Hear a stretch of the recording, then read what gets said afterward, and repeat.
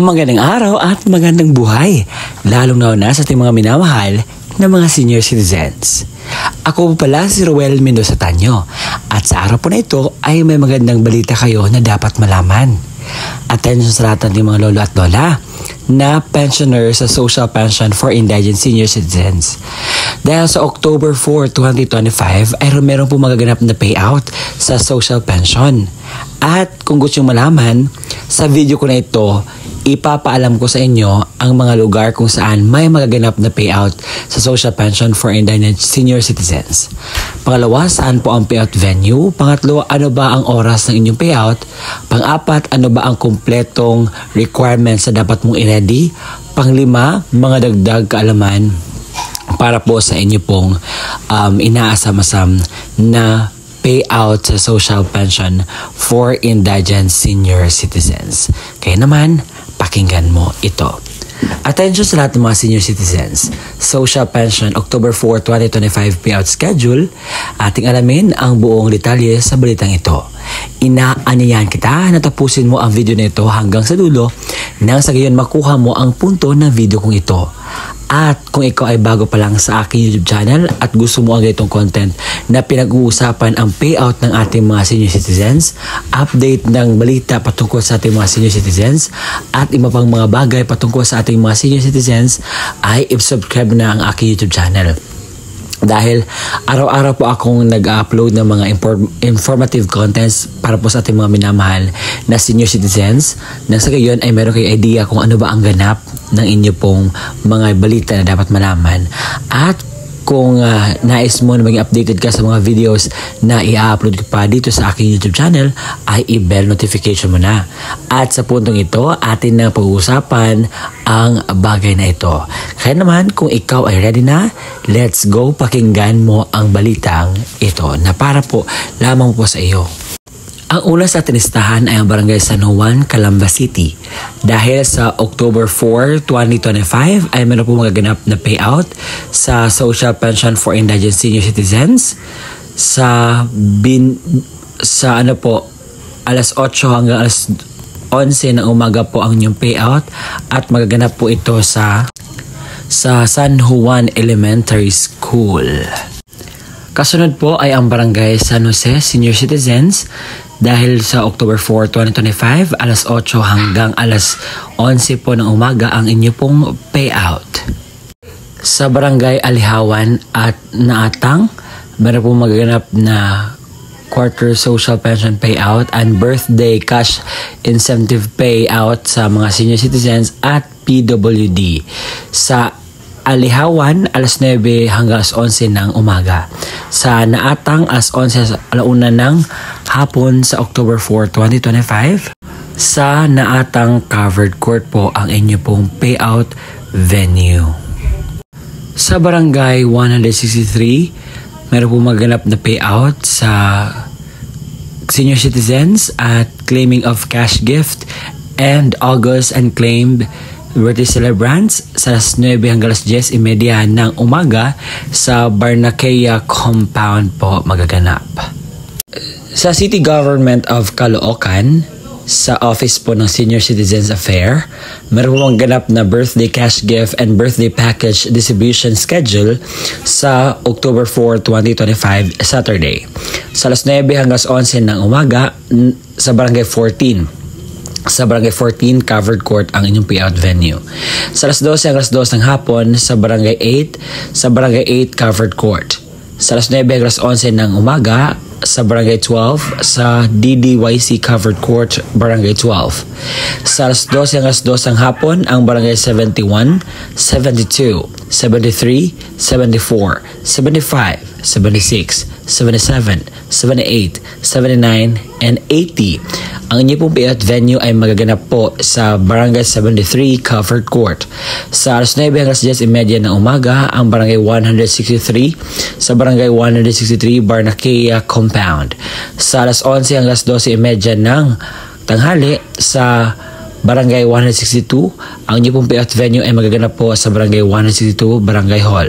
Sa launa hanggang alas 2 ng hapon, ang Barangay 164, ang inyo pong payout ay magaganap sa Barangay 164 Barangay Hall.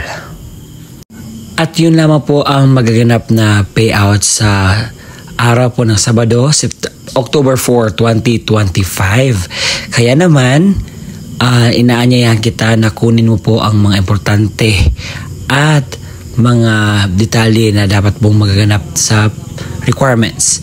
But ngayon po, sa mga nagtatanong sa akin kung legit po ba itong sinasabi ko, yes po, sobrang legit po itong sinasabi kong payout sa social pension for indigent senior citizens dahil ang social pension for indigent senior citizens ay isa na pong batas at kinakailangan po natin isaulo na ang binabalita ko po para malaman nyo po kung ano ba ang update sa inyong pong status sa inyong social pension for indigent senior citizens.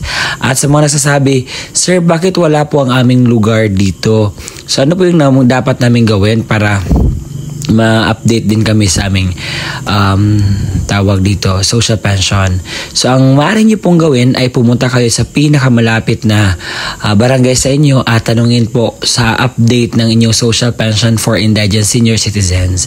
Nang sa gayon po ay meron kayong idea kung ano ba ang ganap, ano ba ang status, saan po ba mag-payout.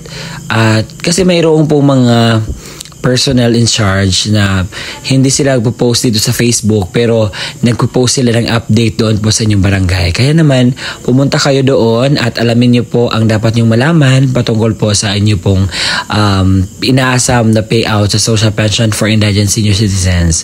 At kapag mayroon ng mga data or update or balita, so ngayon po, ibibigay ko ang kompletong requirements na dapat mong i-ready kapag po sa may magaganap po na payout.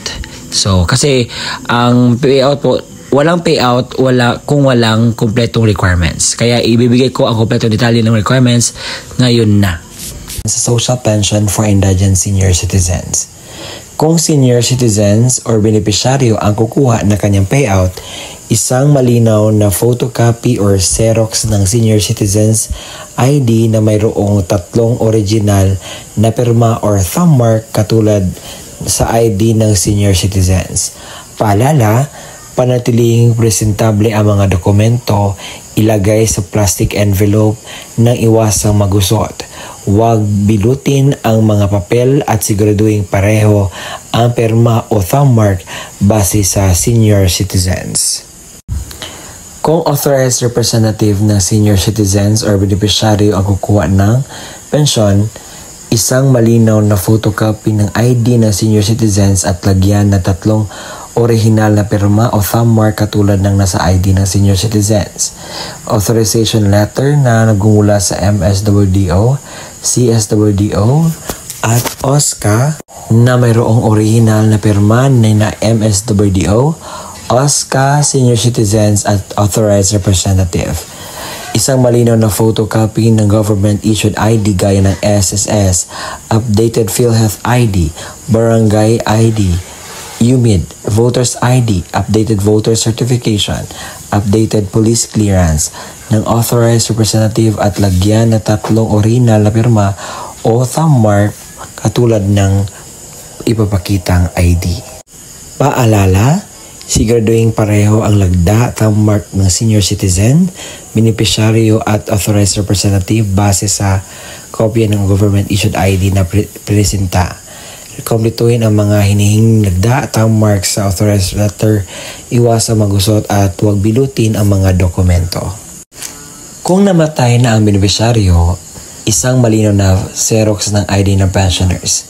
Warranty letter na nagmula sa MSWDO, CSWDO o OSCA na may pirma ng MSWDO. Xerox ng death certificate ng beneficiaryo na mayroong serial number.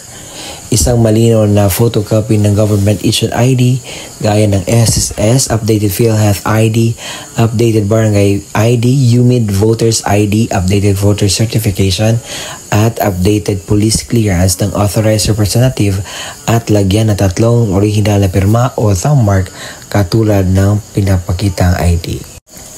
Paalala, kompletuhin ang mga hinihinging lagda o thumb mark sa warranty letter at iwasang maggusot at huwag bilutin ang mga dokumento. Kung wala ang death certificate, kinakailangan ng certificate mula sa MSWDO, CSWDO na nakasaad ng pagpatunay na ang beneficiaryo ay patay na at kasalukuyang inasikaso ang death certificate. Huwag kalimutang magdala ng inyong ballpen na itim, payong at saka tubig. At kung meron na doon na po kayo sa payout, kinakailangan niyo pong gawin ito. Kinakailangan kumain muna kayo before pupunta sa payout. Magdala ng sariling ballpen, inumin at gamot kung kinakailangan. Baka pagdating po doon ay medyo mas ready tayo para maiwasan natin ang mga darating pang mga sakuna. At ang gagawin niyo po is magpila po, sumunod sa mga alituntunin ng payout. At yun po ang kumpletong detalye na ating nalalaman ngayon. Maraming salamat po sa walang sawang pagsusuporta, panonood po sa ating mga ina-upload na vlogs.